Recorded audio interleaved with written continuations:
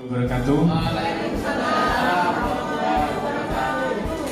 Yang saya hormati Bapak Kepala SMA Negeri 1 Kaliangat, yang saya hormati Bapak dan Ibu Guru SMA Negeri 1 Kaliangat. Puji syukur kehadirat Allah Subhanahu wa Ta'ala yang mana pada pagi hari ini kita dapat berkumpul dalam rangka kegiatan pengimbasan penerapan budaya positif di SMA Negeri 1 Kaliangat, dan kami merupakan calon guru penggerak angkatan 5 di Kabupaten Sumeneb yang akan memberikan suatu pemahaman kepada Bapak Ibu Dewan Guru di SMA Negeri 1 Kaliangat. Beberapa materi-materi yang akan diawali oleh Bapak Ali Suroso SPD. Untuk itu kepada Bapak Ali Suroso SPD kami persilahkan.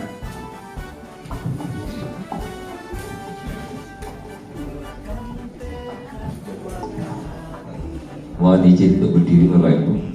Kalau cucu itu ngomongnya biasanya tegang, jadi saya ingin agak rileks berdiri seperti itu. Assalamualaikum warahmatullahi wabarakatuh. Salam bahagia untuk kita semuanya. Alhamdulillah pada pagi hari ini, hari Senin tanggal 5 September 2022,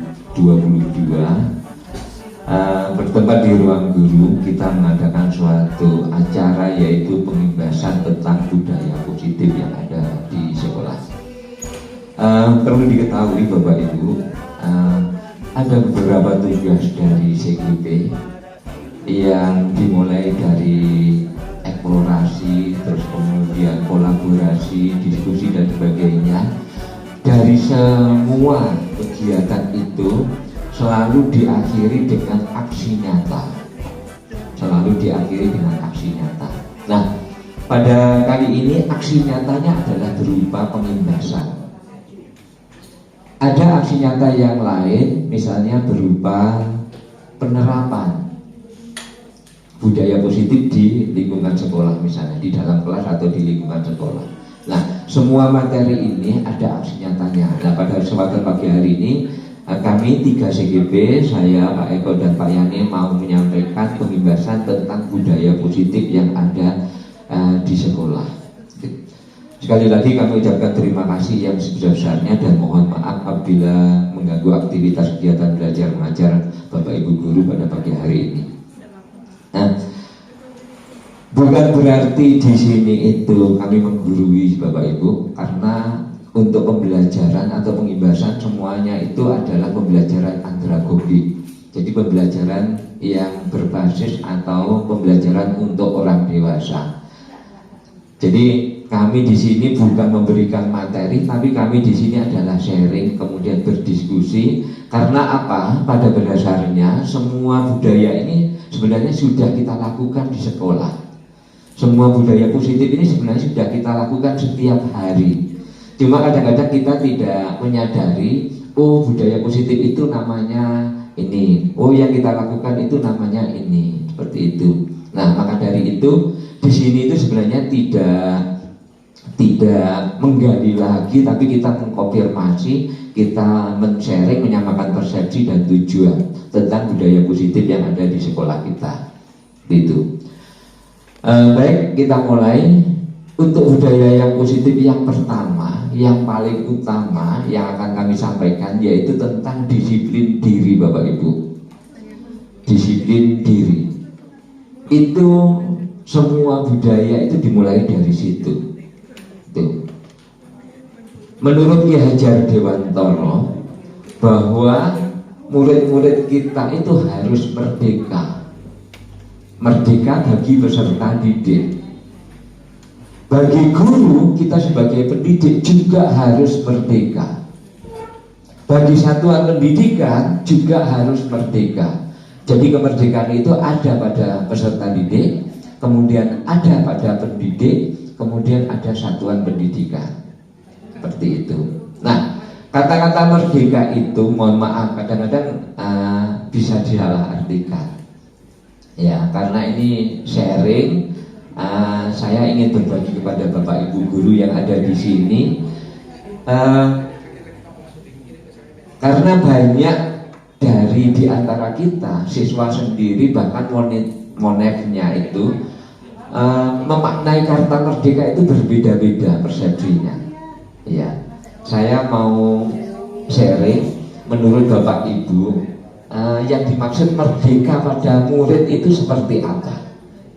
Saya mau sharing kepada Bapak Ibu, ya, memaknai merdeka pada murid itu seperti apa? Bapak Ibu silakan bisa menyampaikan apa Karta Merdeka itu.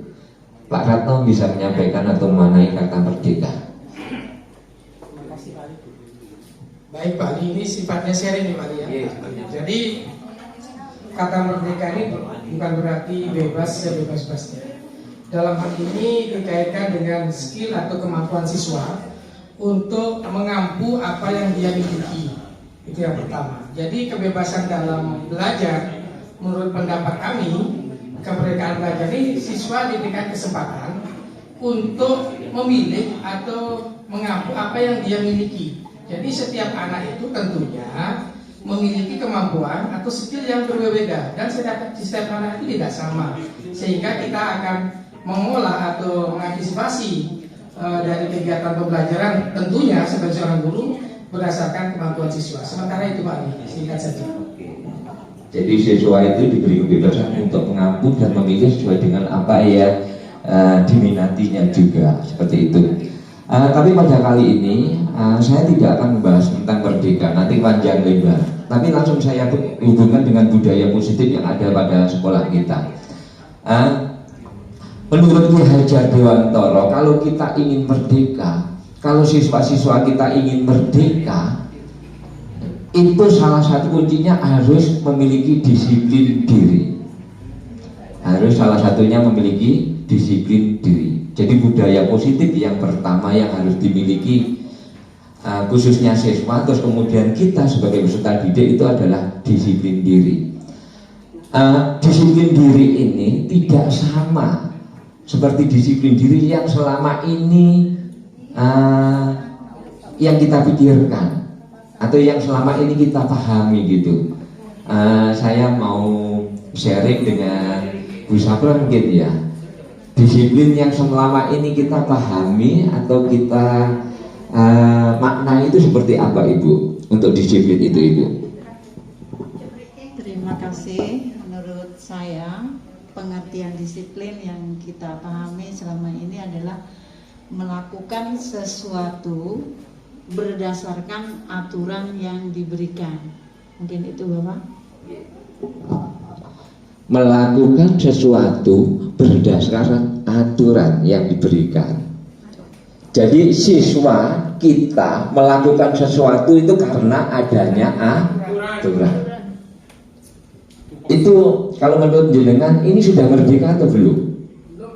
Belum, karena itu aturan. Ayo, sudah merdeka atau belum? Siswa melakukan sesuatu karena aturan. Jadi belum merdeka. Belum merdeka. Nah, Bu Eli kayak senyum-senyum gitu. Menurut Bu Eli, disiplin siswa itu seperti apa Ibu? Atau sini aja Pak Dula nih yang dekat ini ya, Pak Dula. Terima kasih. Jadi menurut konsep saya di disiplin diri adalah menjalani kehidupan menurut prinsip hidup yang sebenarnya. Sebagai, kalau saya karena agama, konsep kita adalah sebagai abdul, hamba Allah, melaksanakan tugasnya sesuai dengan prinsip hidup sebagai hamba Allah. Oke, jadi disiplin yang dikatakan oleh Pak Duloh itu, dia melakukan sesuatu karena dia memiliki prinsip yang dipegangnya. Iya, memiliki prinsip yang dipegangnya. Sebagai hamba Allah, dia harus menjalankan syariat Allah tanpa dipengaruhi oleh orang lain. Nah, kata Ki Hajar Dewantara, ya, yang dimaksud disiplin diri itu tidak sama dengan disiplin yang selama ini kita pahami, bahwa anak itu melakukan sesuatu karena sanksi, anak melakukan sesuatu karena hukuman, anak melakukan sesuatu karena pantauan guru, anak melakukan sesuatu itu karena pengaruh luar. Itu namanya bukan disiplin diri. Yang dimaksud kalau kita ingin merdeka, maka anak itu harus memiliki disiplin diri. Kita kalau ingin merdeka harus memiliki disiplin diri. Kalau kita tidak memiliki disiplin diri, maka kita akan didisiplinkan oleh orang lain. Itu yang membuat kita tidak merdeka. Kita mau ngajar, mohon maaf, harus dipantau oleh kepala sekolah, karena kita didisiplinkan oleh kepala sekolah. Anak mau masuk kelas harus diuyak-uyak, masuk. Tidak merdeka, didisiplinkan oleh orang lain. Kalau kita ingin merdeka, menurut konsep Ki Hajar Dewantoro, kita harus disiplin diri. Pada pagi hari saya menguatkan kepada anak-anak, kalau kalian ingin merdeka tidak disuruh-suruh oleh orang tuanya, kalian pagi hari sudah harus tahu disiplin. Oh, sekarang saya waktunya mandi, saya waktunya pakai seragam, saya waktunya berangkat ke sekolah. Oh, sekarang waktunya jam fisika, oh waktunya jam bahasa Indonesia. Kalau kita mendisiplinkan diri, anak-anak disiplin diri, masuk kelas tanpa disuruh, itu namanya disiplin diri. Nah, disiplin diri itu lahir dari mana? Harus lahir dari faktor internal, dari faktor intrinsik. Jadi motivasinya adalah motivasi internal, bukan motivasi eksternal. Nah, mohon maaf ini Bapak Ibu, saya sendiri belajar tentang disiplin ini. Oh, selama ini disiplin yang saya lakukan itu karena faktor eksternal, karena dipantau oleh kepala sekolah. Iya, karena ingin mematuhi aturan seperti itu. Tetapi kalau saya punya nilai-nilai sendiri yang saya yakini, namanya nilai-nilai kebajikan, maka saya melakukan disiplin itu tanpa disuruh oleh orang lain, tanpa dipengaruhi oleh orang lain, tanpa dipengaruhi oleh hukuman, tanpa dipengaruhi oleh peraturan, tapi datang dari dalam diri kita sendiri, supaya kita betul-betul menjadi orang yang merdeka, tidak disuruh-suruh, tidak didisiplinkan oleh orang lain. Kami mohon Bapak Ibu untuk menanamkan ini kepada anak-anak, bahwa anak-anak harus punya motivasi diri, harus punya disiplin diri, supaya dia ingin menjadi manusia-manusia yang merdeka, tidak didisiplinkan oleh orang lain. Nah, berangkatnya dari situ. Mohon maaf Ibu, apa yang kita sampaikan di sini itu memang tidak bisa dibangun dalam 1 hari, 2 hari, 1 minggu, 2 minggu. Karena untuk membangun motivasi internal itu perlu waktu berbulan-bulan, bahkan bertahun-tahun. Sehingga budaya positif yang ingin kita tanamkan di sekolah itu tujuannya bukan sesaat, tapi jangka panjang, menjadi budaya yang mendisiplinkan diri sendiri. Terus terang saya juga belajar untuk disiplin diri sendiri ini. Oh, ternyata misalnya saya mau sholat, saya mau ngajar, harus karena ada peraturan seperti itu, bukan dari motivasi internal saya sendiri. Sehingga saya ini sebelumnya belum merdeka, saya ini masih selalu diatur oleh orang lain. Jadi kita kalau ingin merdeka, kita harus disiplin diri. Itu budaya positif yang pertama yang harus kita tanamkan kepada diri kita. Itu mungkin itu saja. Nanti akan disambung oleh Pak Eko, Pak Yani, dan kita nanti berkolaborasi, bisa saling mengisi, bisa saling menyampaikan. Mudah-mudahan yang sedikit ini bisa bermanfaat bagi Bapak Ibu, bagi kita semuanya. Akhir kalam, assalamualaikum warahmatullahi wabarakatuh.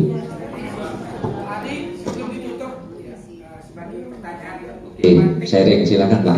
Baik. Jadi walaupun secara intrinsik disiplin itu ditumbuhkan sejak ini Pak, tapi peran orang tua sebelum anak tumbuh dewasa kan juga ada aturan. Contoh, seorang anak TK, dia mau sekolah, tentu ada aturan-aturan yang mereka belum pahami sebelumnya. Tapi peran orang tua sih kan penting Pak. Sehingga karakteristik itu tumbuh sejak dini. Nah, dengan tumbuhnya sejak dini dalam diri anak tersebut, otomatis nanti ke depannya dia sudah disiplin diri sudah tertanam.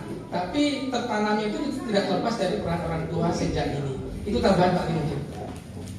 Oke, terima kasih. Apa yang disampaikan Pak Sarto cukup bagus. Nah, kalau dihubungkan kita sebagai guru di sekolah, menurut Ki Hajar Dewantoro, guru itu adalah seorang penuntun. Jadi guru itu seperti petani. Petani yang menanam bibit di sawah, itu kita tidak bisa mengubah menanam bibit padi kemudian berubah menjadi jagung. Anak-anak kita yang punya sifat jagung tidak akan bisa berubah menjadi kacang. Itulah yang namanya kodrat alam. Jadi kita sebagai guru, itu tugas kita adalah menuntun kodrat alam dari anak-anak. Kita sebagai guru di sekolah, tugas kita bukan memaksa anak, tapi memberikan ruang tumbuh kembang anak-anak itu. Mengontrol anak-anak, oh nak ini kurang bagus, ini yang bagus, jalannya ke sini. Oh minat kamu itu mestinya di sini, bukan di sini, seperti itu. Itu yang namanya menuntun, Pak. Nah, jadi itu memang harus didasarkan yang namanya satu nilai-nilai kebajikan atau keyakinan yang berlaku baik secara agama, secara suku, secara ras, secara lingkungan. Jadi kemerdekaan yang kita berikan, yang kita tuntunkan kepada anak-anak itu harus didasari dengan atau didampingi dengan nilai-nilai kebajikan. Sehingga saat kita mengarahkan anak-anak kita, saat kita mengarahkan murid-murid kita, tetap dasarnya atau didampingi oleh nilai-nilai kebajikan. Jadi kemerdekaan yang kita berikan pada anak itu memang dibatasi oleh nilai-nilai kebajikan. Tidak serta-merta di sini anak-anak main voli, di sini guru, di sana anak main tiktokan, di sana ngobrol sendiri, punya kemerdekaan sendiri. Tapi itu kemerdekaan yang tidak dibatasi oleh nilai-nilai kebajikan. Maka saat kita menanamkan anak-anak bahwa kemerdekaan yang kita berikan itu, kemerdekaan yang dimilikinya itu harus berdasarkan nilai-nilai kebajikan atau nilai-nilai kebaikan. Seperti itu. Mungkin itu Pak Ratno bisa diterima. Terima kasih. Mungkin masih ada yang mau sharing lagi tentang disiplin diri. Silakan Pak Hasan. Ini guru saya ini, guru mancing juga ya. Silakan Pak Hasan. Terima kasih Pak. Apa yang disampaikan Pak Adi tentang disiplin diri. Kemudian apa bedanya dengan tanggung jawab? Saya kira ada perbedaan antara disiplin diri dan tanggung jawab. Itu mungkin penjelasannya lah. Kok kayaknya hampir sama-sama. Terima kasih. Oke.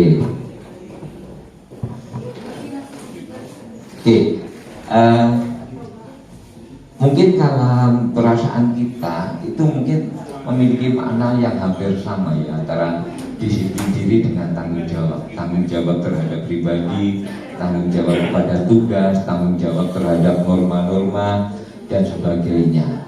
Ya, tanggung jawab ini kan bisa dibebankan kepada diri kita terhadap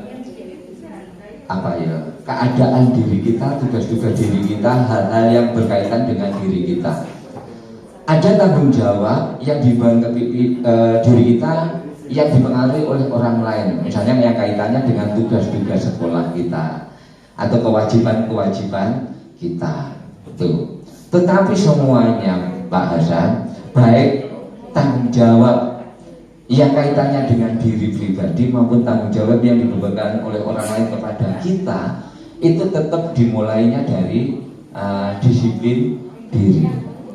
Ya, jadi kalau tanggung jawab, ya saya katakan tanggung jawab itu bisa berasal dari dalam, juga bisa berasal dari luar terhadap tugas-tugas yang kita berikan. Tapi kalau disiplin diri itu sudah, kita nggak usah mikir ini dari luar atau dari mana, pokoknya harus kita mulai dari dalam diri kita sendiri. Kita bertanggung jawab terhadap diri kita sendiri, apa yang terbaik bagi diri kita. Ya, jadi seperti itu. Jadi Secara makna ya mungkin hampir sama saja, ya, hanya istilah saja Pak. Jadi disiplin kita atau tanggung jawab terhadap diri kita sendiri, seperti itu. Itu saja. Terima kasih atas segala masukan, atas segala sharing pada pagi hari ini. Sekarang giliran materi yang kedua, yang tidak kalah pentingnya karena ada beberapa nilai budaya yang harus kita imbaskan. Yang salah satunya adalah ini tadi, disiplin, terus kemudian ada kebutuhan siswa, ada 5 kebutuhan siswa, terus kemudian ada beberapa posisi kontrol, terus kemudian puncaknya itu nanti yang namanya segitiga restitusi. Puncaknya dari semua kegiatan nilai-nilai itu akan dirangkum dalam suatu kegiatan yang namanya segitiga restitusi. Bagaimana segitiga restitusi yang akan kita laksanakan pada anak nanti akan disampaikan oleh Pak Eko maupun Pak Yan. Terima kasih, itu mungkin masih banyak kurangnya karena ini masih materi yang baru. Saya mohon maaf apabila ada yang tidak sesuai dengan apa yang kita pikirkan atau di hati Bapak Ibu guru. Dari saya akhiri. Assalamualaikum warahmatullahi wabarakatuh.